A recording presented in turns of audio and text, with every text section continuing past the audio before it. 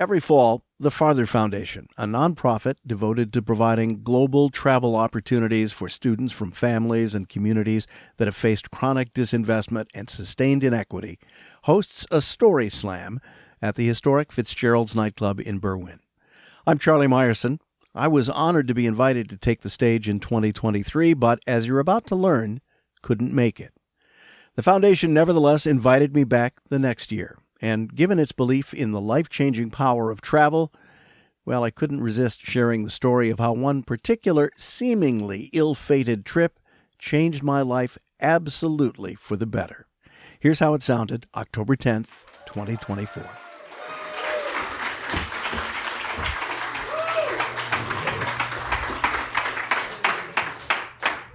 I am unworthy of those woos, but thank you very much. You know, one of the Farther Foundation's overarching themes is learning from travel experiences. Interesting fact, I prepared what you're about to hear in 2023 when it turns out I was not allowed any travel experiences because I came down with COVID just before last year's big Farther Foundation fundraiser last year. For you, the good news is that I've had a year to practice this. Not that I have. So, driving a car is a kind of travel, right?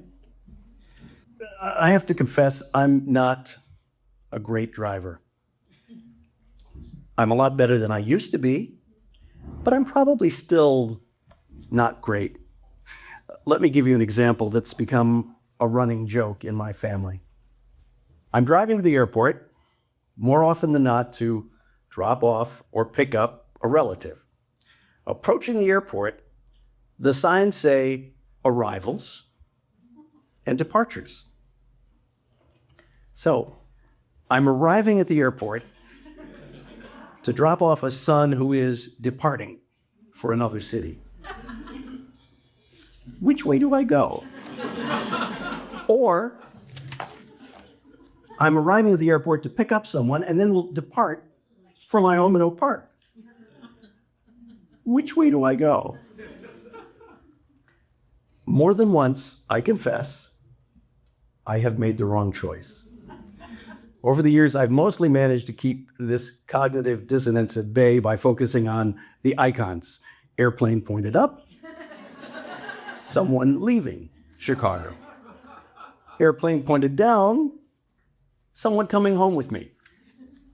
But I'm still easy to fool. My son Joel, not long ago, as I wrote this last year, screwed around with me as I took him to a flight out of town. We're arriving at the airport, he said helpfully, so go to arrivals. And he said it with such straight-faced authority, I've come to trust my sons on driving counsel, that I started to head down until he laughed nervously just before I made the wrong turn. No, I'm departing. Go up. In the fullness of time, the reasons for my motorist shortcomings may become clearer, but right now, at this point in my life, I have a few theories. Maybe because my mom died when I was 14, and my dad, his hands full with me and my two younger sisters, kind of left me to figure out the whole driving thing on my own with some help from my friends. Or maybe it's because as a high school kid in band, I recognized that I have to sacrifice one of my academic elective slots to band rehearsals. So after my freshman year, I exploited a loophole in the rules to push to the shorter 6-week summer sessions the classes I didn't really care about. You know, PE, health, and driver education. So I didn't really get that much driver education. And then I flunked my driver's license test twice for, little things like turning right when the examiner said to turn left. I passed on the third try only because the examiner took pity on me. You failed twice? Oh man, no one should fail twice. Get me back alive and I'll give you your license.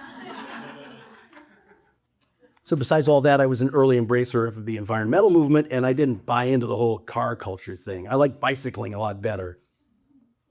In the summer of 1976, I biked 120 miles back to our home in Orland Park from the University of Illinois. where I had worked at the student radio station, WPGU, where a friend faithfully there would later recommend me for my first job out of college as news director at an AM/FM combination in Aurora. And so it was that in July 1978, I was driving back home to Orland Park from Aurora in my Volkswagen Rabbit with a manual transmission, because back then they were more fuel efficient, if a little more attention intensive. I'd worked a long day, got in around 5 in the morning, and I was leaving that day around 4:30 in the afternoon, and I was headed home along 75th Street through Naperville, just east of Fox Valley Mall, if you know where that is. Probably was fiddling with the radio because, I worked in radio, when the car ahead of the car ahead of me stopped. And the car ahead of me stopped, and I stopped, but not quite soon enough. My little Rabbit crashed into the big Buick LeSabre that was ahead of me. The LeSabre suffered maybe like a cracked taillight. The Volkswagen Rabbit crumbled up like an accordion. Fortunately, no one was hurt. The young woman in the car ahead of me got out and, as I recall, said, not as I might have said, "What the hell, weren't you paying attention?" But, "Oh, your poor car." Well, the Rabbit was functional enough to ease to the side of the road as we awaited the arrival of a police officer who sat us in the back of his cruiser, allowing us to exchange insurance information and phone numbers, and who chose, to my good fortune, not to issue a ticket. But it was clear, nevertheless, that as the motorist whose car had rear-ended another, it was my fault, and my insurance company and I would pay. So the Rabbit limped home to Orland Park on what seemed like the worst day of my young adult life. The repairs weren't going to be cheap, and the deductible wasn't trivial for a recent college graduate. But I thought to myself, she seemed nice. The next week, mercifully, was a vacation week for me. Unfortunately, the stay of the Rabbit meant I wouldn't be able to make a date I'd planned with a former girlfriend whom I'd hoped to reconnect with, and so that was off. But I thought to myself again about the other driver in my accident on what had seemed like the worst day of my young adult life. She seemed nice. So I called her to make sure that the insurance company was taking care of the damage. And of course, it was just a polite thing to do to offer to take her to lunch once I was back at work with a functioning card. And she accepted. And we had a lovely lunch. And that was that. I thought. My duty was discharged. I'd made amends for my lousy driving on what it seemed like the worst day of my young adult life. And that was that. Also, she was 4 years younger than I was, so that was that.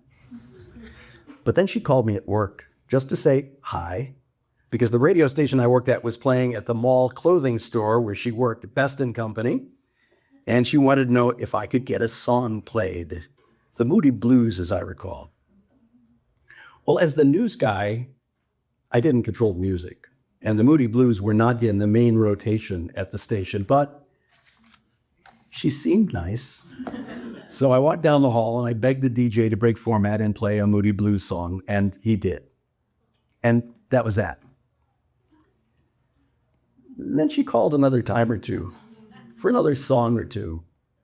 And one day she called to say she was considering transferring to the University of Illinois, and would I be willing to talk to her about the U of I? And I said, thinking that she seemed nicer all the time, that I'd be happy to. In fact, I happen to have 2 press tickets to the Second City performance at Aurora's Paramount Arts Center that weekend, so maybe we can go to dinner and a show and talk about the U of I along the way. And she said yes.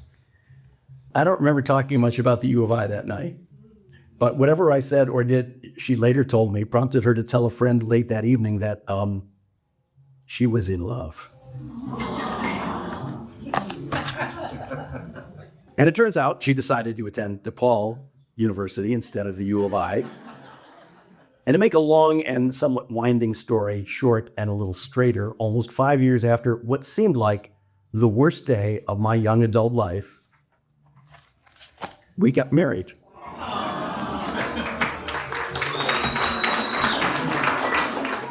And 3 sons, 3 grandsons, and a granddaughter later, now just a bit past our 46th crashiversary, as we call it. We remain happily married, and she still seems nice. And with some embarrassment but much joy, I would have to concede that none of it would have happened if I had been a better driver. I'm Charlie Meyerson. If you enjoyed this story, or even if you didn't, consider making a tax-deductible contribution at fartherfoundation.org/donate. That's fartherfoundation.org/donate.